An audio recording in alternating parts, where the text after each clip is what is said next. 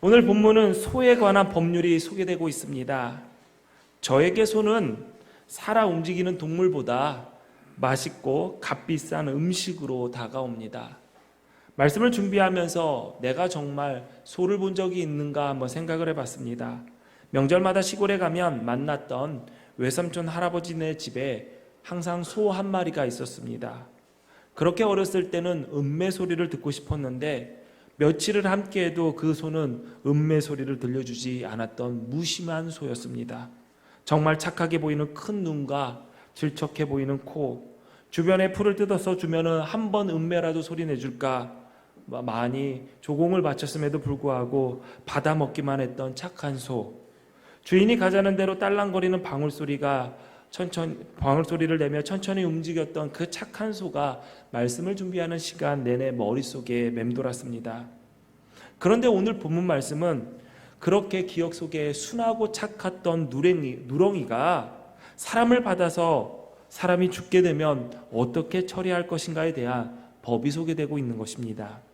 성경에서 소는 정한 동물로 율법에서는 먹을 수 있는 동물입니다. 그러나 일반인들은 쉽게 먹을 수 없었던 귀한 것이었습니다. 또 소는 희생제물로 사용됐던 중요한 동물이기도 합니다. 이렇게 쓸데많고 값이 많이 나가는 동물인 까닭에 소는 부와 사회적인 지위를 가늠해주는 척도가 되기도 했습니다. 지금은 우리 가운데 오늘 본문 말씀을 읽고 집에 있는 소가 사람을 들이받는 사고를 안 내도록 조심해야겠다라고 생각하는 분은 우리 교회에 정말 소 키우시는 집사님 한 분 외에는 없을 것입니다. 그분도 방목을 하는 것이 아니니까 사실 이 자리에 앉아 계신 모든 분들은 오늘 말씀의 소와 관련이 없습니다. 그렇다면 하나님께서는 오늘 이 말씀을 통해서 우리에게 단순히 집에 있는 소 관리 잘해라, 소 단속 잘해라 라는 교훈을 주시기 위해서 오늘까지 우리에게 이 말씀을 남겨두신 것은 아닐 것입니다. 모든 법은 그 법을 만들게 된 이유가 있습니다. 가령 자녀들에게 오늘부터 거짓말하면 손바닥 3대를 맞게 될 거야 라는 가정의 법을 만들었다고 칩시다. 그렇다면 그 법을 만든 이유는 내가 자녀의 손바닥을 때리고 싶어서가 아니라 그 자녀가 정직의 가치를 알게 하기 위해서일 것입니다. 이 법을 통해 우리에게 알게 하고자 하는 하나님 나라의 백성의 가치가 있다라는 것이죠. 우리가 십계명 이후에 계속 읽어가고 있는 개역 법전은 그 세부 내용은 다르지만 중심은 하나입니다. 우리가 2달 만에 출애굽기 강해로 다시 돌아왔는데요. 우리가 다시 한번 개역 법전의 내용을 한번 되짚어 보겠습니다. 이 개역 법전의 내용은 하나님의 백성으로 살아가는 모습은 어떠한 것인가? 라는 질문의 대답입니다. 하나님의 백성은 하나님을 경외해야 된다. 하나님을 경외하는 것은 하나님을 만나는 예배의 자리에 하나님께서 명령하신 그 방법대로 나아가는 것이고, 신의 산에서 하나님께서 임재하실 때 두렵고 떨림으로 도망쳤던 그 무게감을 잊지 말고 하나님 앞에 나오는 것, 개역 법전의 첫 번째 내용입니다. 하나님께서 나를 창조하셨듯이 내 이웃을 창조하셨기 때문에 나의 종이라 할지라도 내 재산이나 소유물이 아니라 형제로, 딸로, 이웃으로 대하는 것이 하나님을 경외하는 백성의 모습이다. 개역 법전의 2번째 내용입니다. 또한 하나님의 형상으로 창조된 인간에게 하나님께서 허락하신 생명을 내가 취하는 것은 하나님의 형상을 입은 존재를 파괴하는 행위이자 곧 하나님을 파괴하는 것이다. 그러므로 이 말씀의 중심은 너희가 사람을 죽이면 너도 그 대가로 죽을 것이다. 그러니 죽이지 말아라가 아니라 사람을 존귀히 여기고 사랑하라 라는 것이죠. 이것이 바로 하나님을 존귀히 여기고 사랑하는 것이다. 개역법전의 3번째 내용입니다. 모든 계명은 하나님과 이웃을 사랑하는 것으로 귀결됩니다. 예수님께서 말씀하셨듯이 크고 첫째 되는 계명, 하나님을 사랑하는 것.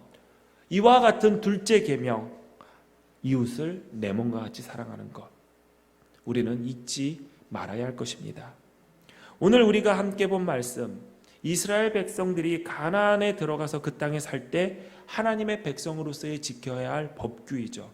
이스라엘에게 있어서 중요한 문제는 어떻게 그들이 거룩한 백성이 되느냐, 그것에 있는 것이 아니라 그들이 어떻게 하나님께서 명령하신 법 앞에서 이미 거룩한 백성이 된 지위를 일상생활 속에서 계속 유지할 수 있느냐에 있습니다. 우리가 성경을 읽을 때 무엇을 해라, 무엇을 하지 말아라, 무엇을 그 말씀을 지켜서 하고 안 함으로써 우리가 거룩해지는 것이 아니라 이미 하나님의 은혜로 거룩해진 우리의 삶이 그 거룩을 유지하기 위해서, 그 거룩에 합당한 삶을 살기 위해서 어떻게 살아야 하는 것이, 어떻게 살아야 하는가 가르치는 것이 바로 성경의 교훈입니다. 하나님께서 이스라엘을 선택하신 것은 세상으로부터 구별되는 삶을 살게 하는 것으로 그치는 것이 아니라 세상 속에서 섬기는 삶을 살게 하기 위해서입니다. 그러므로 이스라엘에게 하나님을 섬긴다라는 것은 하나님의 마음으로 세상을 섬기는 것을 의미합니다. 이스라엘은 이집트에 있을 때 약한 자의 자리, 남의 땅에서 종살이했던 사람들이었습니다. 하나님은 이스라엘을 구원하셨고 종노릇하는 하나님의 백성에게 자유를 주셨습니다. 그 은혜로 이스라엘은 이제 자신이 주인 노릇을 할 수 있는 자리에 서게 되었습니다. 그들이 노예의 삶에서 해방된 구원의 은혜는 아무런 대가 없이 받은 것입니다. 그러므로 그들이 주인으로서의 삶은 스스로 내가 이루었다라고 생각하는 자들과 분명히 달라야만 했습니다. 예전에 노예가 현재 주인이 되었습니다. 그렇다면 그 노예가 주인이 되어서 사는데 누구를 따라서 하겠습니까? 전 주인이었던 이집트 사람을 따라할 것입니다. 왜냐하면 그들이 본 주인의 모습은 이집트 사람의 모습밖에 없었기 때문이죠. 그러나 하나님께서는 이 계약 법전을 통해서 이스라엘 백성들에게 주인된 자유인으로서의 삶의 이집트 사람을 본받는 것이 아니라 그들을 압제로부터 구원하신 하나님의 뜻을 알아 하나님의 마음을 본받으라라고 주문하고 계십니다. 오늘 말씀, 과연 주인된 자유인으로서 하나님의 은혜를 받은 자로서 어떻게 살아야 할까? 본인이 관리하고 다스려야 할 것을 잘 관리하지 못해서 다른 사람들이 죽거나 다치거나 재산에 손실이 발생하지 않도록 책임 있는 삶을 살으라라는 것입니다. 오늘 본문 말씀을 잠깐 정리하겠습니다. 첫 번째, 소가 우발적으로 사람을 받아 죽게 한 경우입니다. 이때는 소를 돌로 쳐서 죽입니다. 그러나 주인의 고의성이 없기 때문에 주인은 벌하지 않고 생명의 속죄금으로 배상하는 걸로 마칩니다. 두 번째는 좀 다릅니다. 원래 소가 성격이 안 좋아서 잘 들이받는 소입니다. 그런데 주인이 그것을 알매도 불구하고 방치해서 다른 사람이 죽는 사고가 일어났습니다. 이때는 소만 죽이는 것이 아니라 주인도 죽이는 것이다. 왜냐하면 알면서도 소를 방치한 것은 고의적인 살인으로 취급한 것이죠. 그러나 피해자의 가족이 가해 주인의 생명 대신에 속죄금이나 주인의 아들이나 딸을 요구할 수 있도록 한 것은 고의적인 살인과는 좀 다르게 처벌하는 방법입니다. 또 소가 받아 죽인 사람이 종일 경우에는 당시 종의 시세인 은 30세겔로 배상할 수 있도록 한 것이 그 고의적인 살인과 처벌이 다릅니다. 은 30, 여러분 어디서 많이 들어본 단위 아닌가요? 은 30은 가룟 유다가 예수님을 대제사장과 공회원들에게 넘길 때에 받았던 금액이 은 30입니다. 당시 남자 성인의 종의 값이었죠. 가룟 유다가 예수님을 어떻게 생각했는지를 알 수 있는 대목입니다. 은 30세겔, 120데나리온, 1데나리온이 당시 노동자 하루 품삯이니까 일당을 지금 10만 원으로 계산한다면 은 30은 1200만 원 정도 되는 가치를 지니고 있습니다. 가룟 유다가 예수님을 종으로 생각했다, 재산으로 생각했다, 나의 소유물로 생각을 했다라는 것이 보여지는 것이죠. 우리의 신앙생활에서 예수님이 어떤 존재인지, 혹여나 우리 예수님이 나를 빛나게 하는 나의 장신구, 나의 소유물, 나에게 복을 허락하는 또 다른 존재, 그래서 내가 취하고 싶을 때는 언제든지 취하고 버리고 싶을 때는 언제든지 멀리할 수 있는 존재, 이렇게 생각한다면 우리도 예수님을 가룟 유다 이상으로 생각하지 않는 것입니다. 가룟 유다와 같이 생각하는 거 이상이 아닙니다. 그냥 나의 종으로, 재산으로만 생각을 하는 거죠. 오늘 본문 말씀을 보면서 은 30세겔의 내용을 보면서 제가 스스로 자문했던 것이 이겁니다. 과연 나는 예수님을 어떻게 생각하고 있는가? 여러분은 예수님을 어떻게 생각하고 계십니까? 다시 돌아오겠습니다. 세 번째, 내가 파놓은 구덩이를 막 잡고 방치해뒀는데 거기에 다른 사람의 소나 나귀가 빠져 죽었습니다. 이때는 구덩이를 판 사람에게 책임을 물어서 죽은 가축을 가지고 가축의 주인에게 그 가축의 가격을 배상하도록 합니다. 네 번째, 소가 소를 받아서 죽었습니다.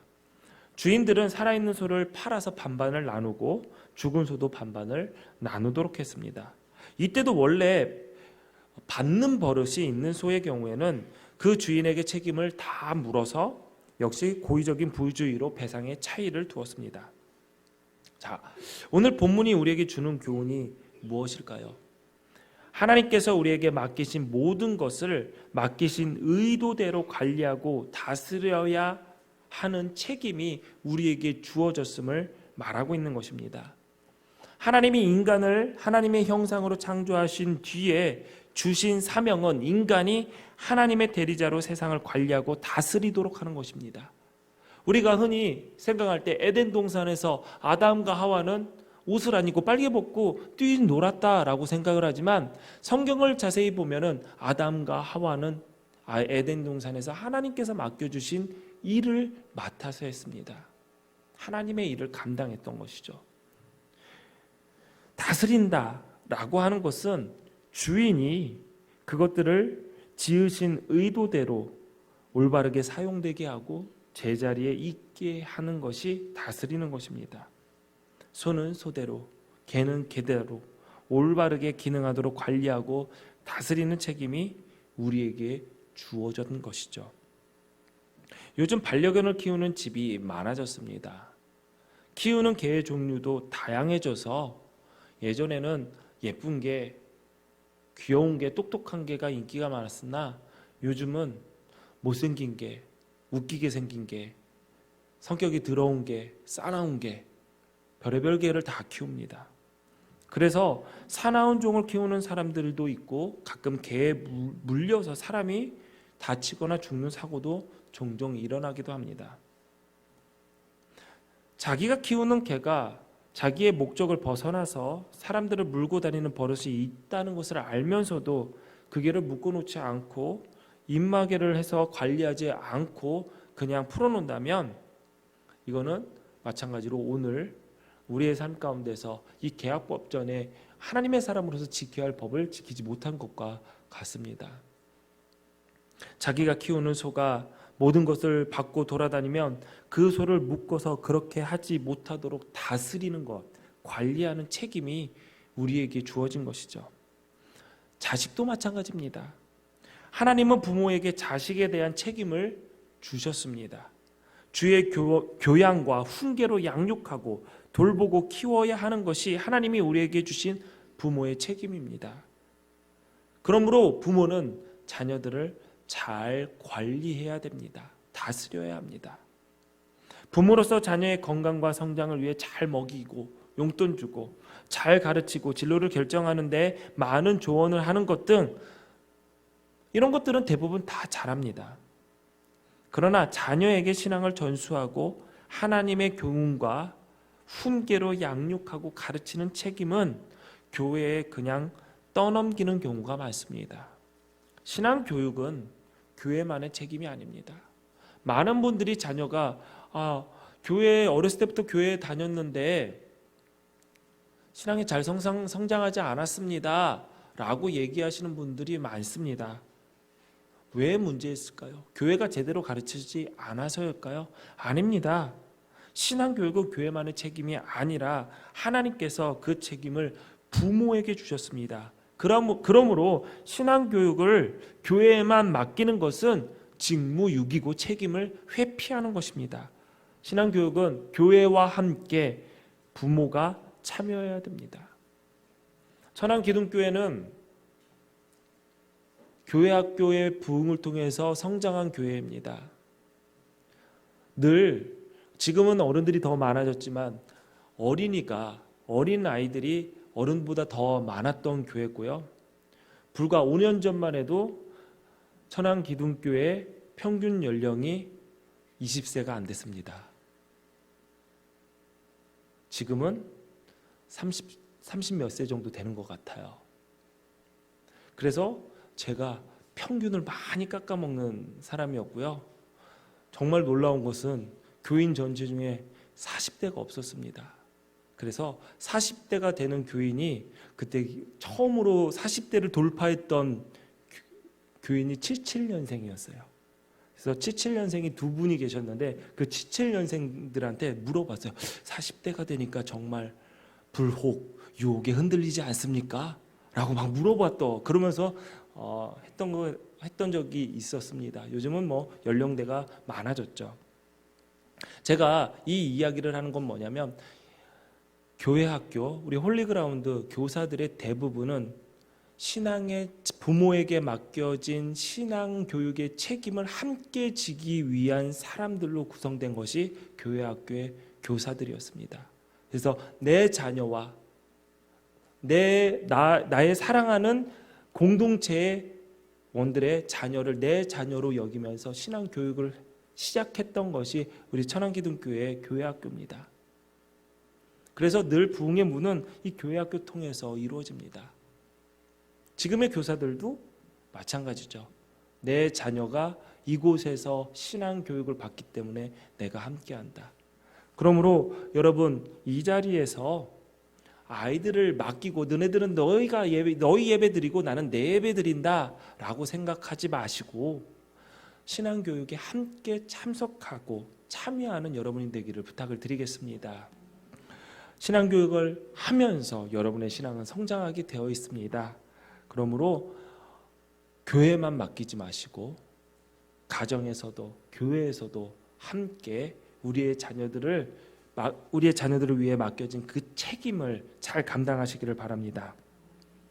뿐만 아니라 우리는 복음의 비밀을 맡은 책임을 진 자들입니다. 바울은 고린도 교회에게 이렇게 얘기했습니다. 고린도전서 4장 1절 2절 말씀 우리 다 같이 함께 읽어볼까요? 시작. 그리스도의 일꾼이요 하나님의 비밀을 맡은 자로 여길지어다. 그리고 맡은 자들에게 구할 것은 충성이니라. 아멘. 그리스도를 영접한 우리들에게 맡겨진 것이 있습니다. 그것은 바로 하나님의 비밀입니다. 하나님의 비밀을 맡은 자들에게 하나님께서 그 일 맡기신 하나님께서 우리에게 원하시는 것은 충성입니다. 그렇다면 여기서 말하는 하나님의 비밀은 무엇입니까? 골로새서 2장 2절 말씀 우리 같이 읽어볼까요? 골로새서 2장 2절 말씀입니다. 시작. 이는 그들로 마음의 위안을 받고 사랑 안에서 연합하여 확실한 이해의 모든 풍성함과 하나님의 비밀인 그리스도를 깨닫게 하려 함이니. 아멘. 골로새서에서 성경은 하나님의 비밀을 그리스도다라고 이야기합니다.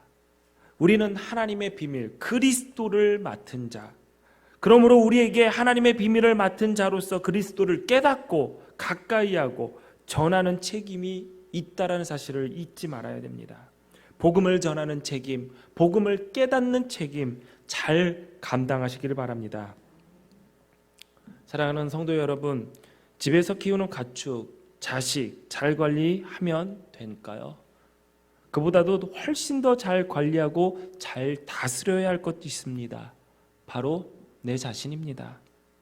저와 여러분 안에는 잘 받는 소나 시도 때도 없이 짖고 무는 개보다 더 무서운 짐승이 있고 완악한 죄의 본성과 혈기와 정욕이 있습니다.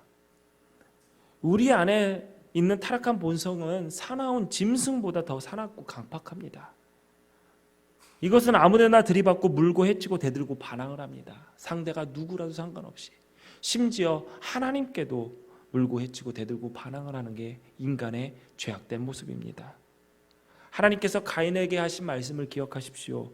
너에게 죄의 소원이 있으나 너는 그것을 다스려라. 죄의 본성을 우리가 다스리지 않으면 반대로 죄가 우리를 다스리게 됩니다. 내 안에 있는 혈기와 정욕과 사나움을 관리하고 다스리지 않으면 정욕과 혈기가 나를 이끌고 나를 다스려서 아무에게나 아무 말 하게 하고 아무 행동이나 하게 해서 많은 사람들을 다치게 하고, 내가 하는 말에 사람들이 물리고 뜯기고 상처 입고, 내가 하는 행동에 피 흘리고 아파하고 죽게 됩니다. 그러므로 내 안에 있는 나의 죄도, 죄의 소원도 잘 다스려야 할 것입니다. 당시에는 사고가 많지 않았나 봅니다. 그래서 기껏해야 일어나는 일들이, 소가 들이받는 것과 그리고 구덩이에 빠지는 일들, 그거 외에는 큰 사고가 없었던 것 같습니다. 그러고 보니 그럴 것입니다. 교통사고도 없을 것이고요. 그리고 건물이 무너지는 사고도 없을 거고요. 특별히 화재로 인한 사고도 없고 가스 폭발, 기타 등등 다 없을 것입니다. 이 말씀을 오늘날 각종 재해 사고로 적용해 볼까요? 미리 충분히 예방을 했음에도 불구하고 불가항력적으로 발생한 사고라면 어쩔 수 없는 일이지만, 미리 사고가 예상되었음에도 불구하고 사전에 예방 조치를 하지 않아서 발생한 사고라면 하나님은 이것을 고의적인 살인과 같이 보신다는 사실을 우리는 기억해야 됩니다. 우리 주변에 일어나는 사고의 대부분은 충분히 예방할 수 있는 일입니다. 오래된 일이죠. 1995년도에 서울 서초구에 있었던 삼풍백화점이 무너져서 500여 명의 사람들이 무너진 건물에 의해 목숨을 잃었습니다. 당시 제가 사는 곳에서 멀지 않았던 곳이었기 때문에 옆에 학교 다니는 누가 사고를 당했다, 누구 엄마가 돌아가셨다, 가까운 친구는 백화점에서 나오는데 무너지는 압력에, 건물의 압력에 의해서 그 같은 공간에 있어도 엄마와 누나는 무너진 건물 속으로 빨려 들어갔고 자기는 밀려 나왔다, 이런저런 이야기가 많았습니다. 그런데 그러한 이야기보다 더 우리를 분노하게 했었던 것은 충분히 그 건물이 무너질 조짐이 그날 있었고, 아침부터 있었고, 이 사실을 백화점 관계자들이 알고 있었고, 대피를 시킬 것인가 영업을 정지를 할 것인가에 대해서 논의를 했었다라는 사실이죠. 물론 그들은 이미 무너질 조짐을 알았기 때문에 그 사고의 자리에서 피했다라는 것이죠. 얼마든지 500여 명의 사람들이 살아날 수 있었음에도 불구하고 500여 명의 사람들이 무책임함에 목숨을 잃었습니다. 많은 공무원들이 불법적인 건물의 증축을 허가를 했고, 그로 인해서 건물은 붕괴될 수밖에 없었다라는 기사가 사고 이후에도 끊임없이 나왔습니다. 건물마다 소방안전관리자가 배정되어 있습니다. 여러분이 사는 건물들 다 그렇고요. 사실 이 교회 건물도 소방안전관리자가 선임되어 있습니다. 저희 아내가 이 건물의 소방안전관리자입니다.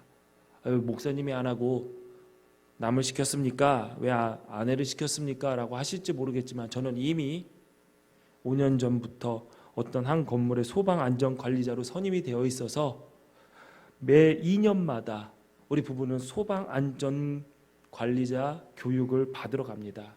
얼마 전에도 둘이 축구센터에 가서 5시간 교육을 받고 왔습니다. 교육 중에 사고 사례를 소개하는데, 큰 사고의 대부분은 비상구를 확보하지 않아서 일어난 인명사고들입니다. 우리가 잘 알고 있었던 제천 스포츠센터 화재 사건의 그 많은 희생자들은 비상구의 위치를 몰라서 비상구가 창고로 막혀져 있어서 그곳에서 빠져나오지 못하고 죽은 경우입니다. 여러분, 운전 중에 스마트폰으로 영상을 시청하거나 메시지를 보내다가 사고를 내는 경우, 음주운전 중에 사고, 하나님은 하나님의 법에 의해서 이것도 고의적인 살인과 동일하게 취급하십니다. 가끔 이렇게 말씀하시는 분들도 계시죠. 하나님께서 도우시는데 굳이 미리 대비할 필요가 있습니까? 때때로 하나님께서 다 도우시니 믿음으로 한다며 사고 방지를 게을리하는 경우도 종종 있습니다. 이것은 믿음이 아니라 믿음을 가장하는 게으름입니다. 사고를 예방하는 책임이 모두에게 주어진 것을 잊지 마시기를 바랍니다. 그럴 일은 없겠지만, 그것도 그런 일은 없어야겠지만, 여러분, 우리 교회에서 지금 현재 화재가 일어나면 여러분 어디로 나가실 겁니까? 사람들은 들어온 길로 나간답니다. 그러나 모든 건물은 비상 계단이 있습니다. 지금 말하니까 대부분 아셔가지고 여기를 쳐다보시는데요. 제가 왔다 갔다 하는 길이 아니라요, 비상 계단이 있습니다. 이쪽은 반대편으로 나가는 계단이니까 혹여나 여러분 알고 계시고요. 어떠한 건물을 가시더라도 꼭 내가 어디로 들어온 길이 아닌 다른 비상 출구를 알아놓고 다니시는 것이 지혜로운, 그리고 만약의 사태에 대비할 수 있는 것이니까요. 여러분 기억하시기를 바랍니다. 자, 그렇다면 하나님께서 언약 백성으로서의 책임을 요구하는 이유가 무엇이 있습니까? 무엇일까요?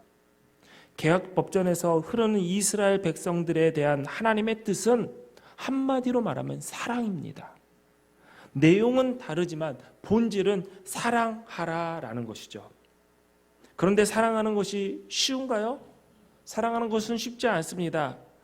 혹여 사랑이 쉽다고 생각하시는 분들, 그렇게 말씀하시는 분들은 종종 있는데 아마 사랑의 감정을 쉽게 느끼는 것을 말하는 가능성이 높습니다.